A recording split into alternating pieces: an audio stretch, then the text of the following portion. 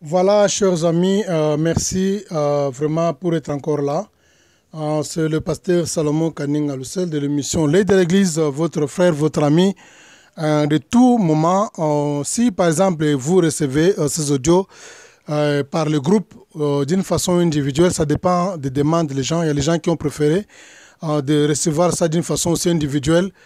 C'est pourquoi je les renvoie ça d'une façon individuelle. Donc si par exemple vous avez le souhait de ne pas recevoir ça dans le groupe d'une façon individuelle, toutefois vous pouvez m'envoyer votre nom.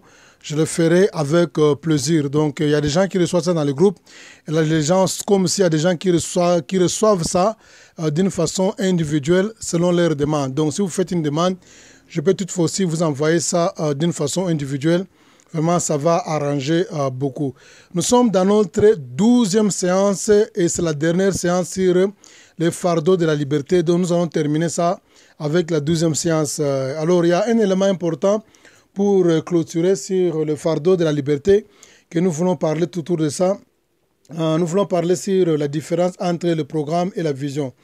Donc ça, vraiment, c'est quelque chose que j'aime beaucoup. On dit la personne qui est délivrée a un programme, tandis qu'une personne qui est libre a une vision. Donc si par exemple une personne est délivrée, quand vous êtes délivré, vous avez un programme. Maintenant, cela est différent. Maintenant, quand vous êtes libre maintenant, vous n'avez pas un programme, maintenant vous avez une vision. Donc, il y a une grande différence entre un programme et une vision. Il y a plusieurs personnes qui confondent la délivrance et la liberté. Ils confondent aussi le programme et la vision. Donc, si vous maîtrisez bien, comme je vous ai dit là clairement, la différence entre la délivrance et la liberté, vous aurez aussi bien comprendre la différence, bien compris la différence entre le programme et la vision. Donc, la personne qui est délivrée, il a le programme. Donc, il fait un programme. Mais une personne qui est libre, donc il n'a pas un programme, mais il a une vision à suivre. Dans les leçons de leadership, les gens qui avaient écouté ces audios pendant plusieurs années, depuis l'année passée, je vous ai dit la fois dernière que la vision est plus grande que le leader. Bien, la vision est plus grande que le leader, puisque c'est la vision qui fait un leader. Donc, le leader ne fait pas une vision, c'est la vision qui fait d'une personne un leader. Mais le leader ne peut jamais faire une vision. Donc, on doit d'abord avoir une vision, et cette vision-là qui fera de vous un leader. Alors, comme je dis là, que le leader a une vision, que le leader, c'est quelqu'un qui est libre. Donc, quelqu'un qui est libre a une vision. Mais tandis que quelqu'un qui est délivré, il a un programme. Alors, il y a encore un élément qui est important ici qu'il faut ajouter. On est esclave sous la servitude, on te donne des choses gratuitement, mais si tu es libre, tu travailles pour avoir des choses dont tu as besoin et ça demande un fardeau. Donc, je disais ça, une personne qui est esclave, c'est une personne qu'on impose de discipline. C'est une personne qu'on impose les choses à faire. C'est une personne qu'on impose le temps de se réveiller. C'est une personne qu'on impose les heures de travail. C'est une personne qui a des difficultés pour commencer, pour initier quelque chose de lui-même. Il est toujours dépendant. Il dépend des autres physiquement, voire même mentalement ou bien psychologiquement. Donc il a des difficultés. Il est habitué qu'on puisse lui donner le temps à travailler, qu'on puisse lui dicter, lui imposer la discipline, lui imposer les choses à faire, lui imposer le temps de se réveiller, lui imposer les jours du travail, lui imposer les temps, les transports, tout consort, lui imposer les jours de son repos. Donc, c'est une personne qui a ça, c'est inné, c'est quelque chose qui est physique et qui est aussi psychologique. Vous voyez, donc c'est ça le grand problème. Maintenant, une telle personne, c'est-à-dire quoi?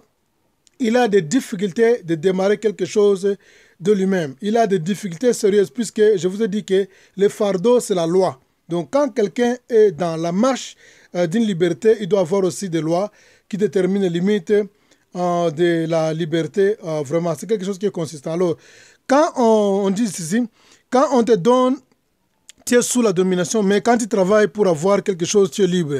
Donc, quand on te donne, quand on t'offre quelque chose, tu es toujours sous la domination. Rappelez-vous, la Bible dit, la main qui donne, c'est la main qui reçoit.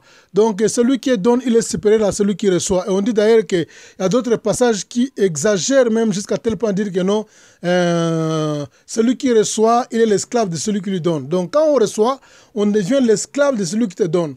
Donc, Dieu voulait en sorte à travers ces messages pour t'aider à te faire responsable. Comme je disais au départ que le but de ces enseignements, c'est pour t'aider à te faire responsable. Un responsable, ce n'est pas quelqu'un qui doit toujours être là, attendre qu'on lui envoie l'argent en Amérique, qu'on lui envoie l'argent en Europe, qu'on lui envoie l'argent en Angola, qu'on lui envoie l'argent au pays, au Congo, on lui envoie l'argent par les parents, on lui envoie l'argent par les oncles, on lui envoie l'argent par les pasteurs. Maintenant, le jour que cet homme-là, qui a l'habitude de lui envoyer quelque chose, s'il a l'impossibilité de le faire, comme il est déjà habitué avec ça, maintenant ça devient tout un problème, ça va créer même des conflits, jusqu'à tel point qu'il peut même rompre des relations à parler avec cette personne-là, puisqu'il a l'impossibilité de lui aider, de lui envoyer quelque chose. Donc vraiment, je vous ai dit que ces enseignements doivent vous aider à vous rendre responsable. L'objectif de ces enseignements n'est rien d'autre. Dieu a besoin que les gens doivent se rendre responsables, doivent se prendre en charge eux-mêmes. Donc c'est ça, comment on peut le faire maintenant dans l'esprit. Ce n'est pas quelque chose qui est physique, mais c'est quelque chose qui est l'état de l'esprit. Je répète ça, quand on te donne, tu es sous la domination, mais quand tu travailles pour en avoir, maintenant tu es libre. Donc la personne qui travaille pour en avoir, pas seulement ça, pour aussi pourvoir aux besoins de l'autre, les autres, il devient maintenant un responsable. Comme je dis que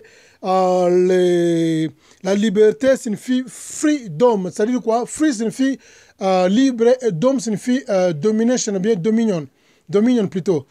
Dominion, la domination. Dominion, freedom, c'est-à-dire que libre d'être dominé. C'est pourquoi on dit liberté. Donc libre d'être dominé. Et on peut dominer la personne qui est psychologiquement, spirituellement et d'une façon spirituelle, donc et mentalement aussi. Donc c'est ça. Donc la liberté a plus d'influence sur des capacités psychologiques, des capacités qui sont spirituelles, qui sont invisibles. Donc c'est ça, c'est pourquoi on utilise le terme freedom, c'est-à-dire quoi, tu dois te rendre libre. Le Seigneur va te délivrer et le Seigneur ne te donnera pas de liberté. Dieu va te donner la délivrance. Dieu te donnera seulement un support pour t'aider à te rendre libre, et ce support-là n'est rien d'autre que, comme nous l'avons défini, n'est rien d'autre que la vérité, la parole de Dieu, la connaissance.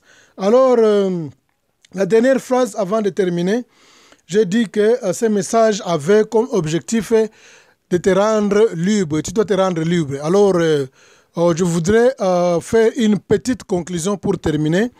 Nous avons défini le fardeau de la liberté comme mettant quelque chose qui est psychologique. Ce n'est pas quelque chose qui est physique. Et nous avons dit clairement que c'est une procédure. On ne peut jamais être libre s'il n'y a pas de procédure à faire quoi? À suivre. Donc, être libre, c'est toute une procédure. Donc, quand on parle de la liberté, on voit d'abord quatre choses. Nous avons parlé de l'oppression. L'oppresseur, nous l'avons présenté comme étant une personne physique. Il peut être aussi une personne qui est spirituelle.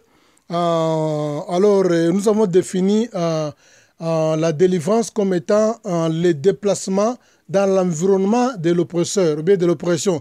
Donc, c'est ce qu'on appelle la délivrance. L'oppression, c'est une personne qui brise ton esprit, une personne qui t'impose les disciplines afin que tu ne puisses pas impliquer ta propre volonté dans ta vie. C'est-à-dire quoi? Il t'impose les choses à faire. Il brise ton esprit, il commence à t'imposer ses disciplines, il commence à t'imposer ses devoirs, il commence à t'imposer sa volonté, ce qu'on appelle l'oppresseur ou bien l'oppression.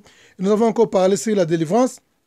Et nous avons défini comme la délivrance comme étant, comment dirais-je, se quitter dans l'environnement de l'oppresseur.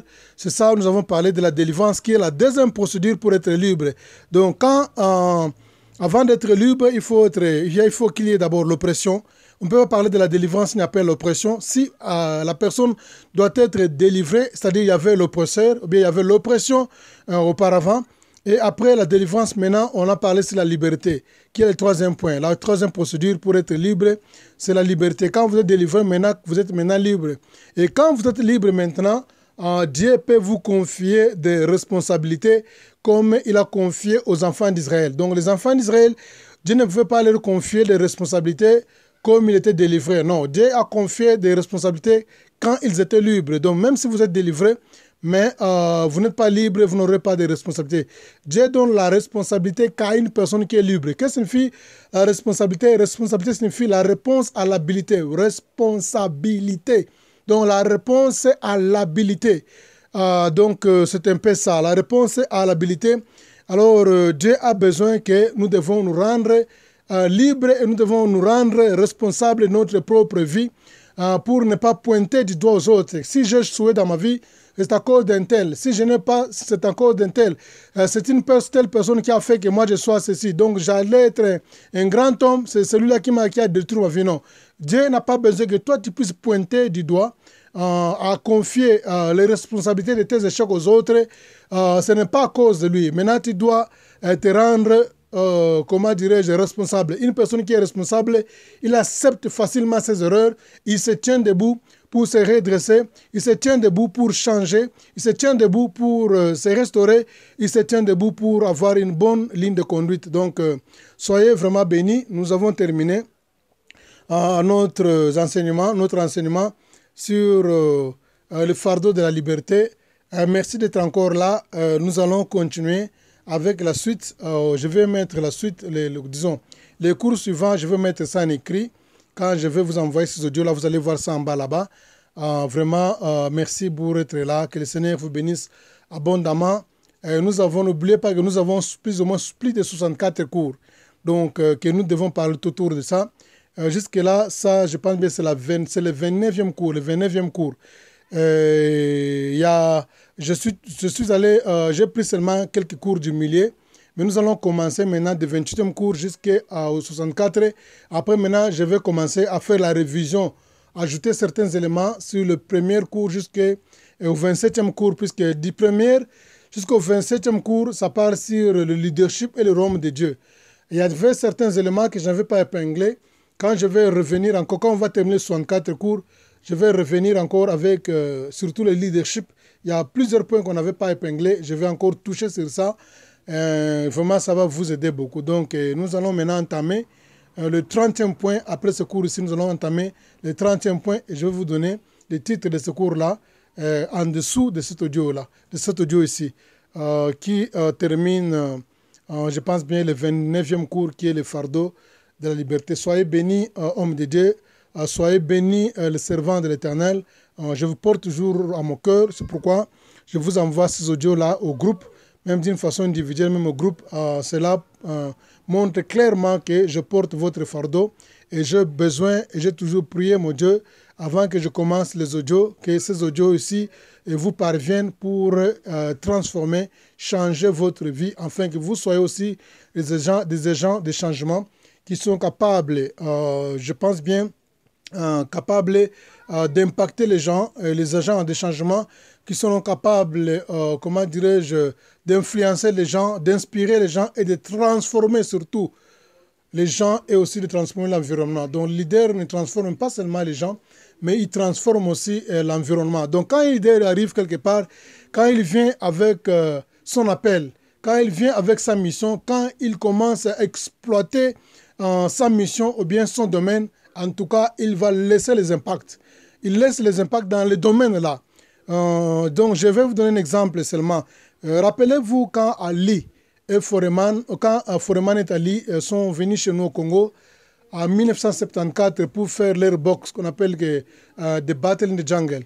Donc, quand ils sont venus pour faire leur boxe là-bas, je pense bien, ce combat-là, on a toujours appelé ça le combat du boxe du siècle, donc de 74. Alors, après leur départ, donc tout le monde, la jeunesse congolaise, bien la jeunesse zaïroise de cette époque-là, tout le monde voulait devenir un boxeur. Donc tout le monde, même mon grand frère, deuxième de la famille, il faisait l'entraînement de boxe. Donc après ce boxe-là, quand ils sont rentrés aux États-Unis, donc toute cette génération-là, personne, nous étions encore des petits enfants, je me rappelle, mais je vous dis qu'à cette époque-là, tout le monde voulait devenir un boxeur.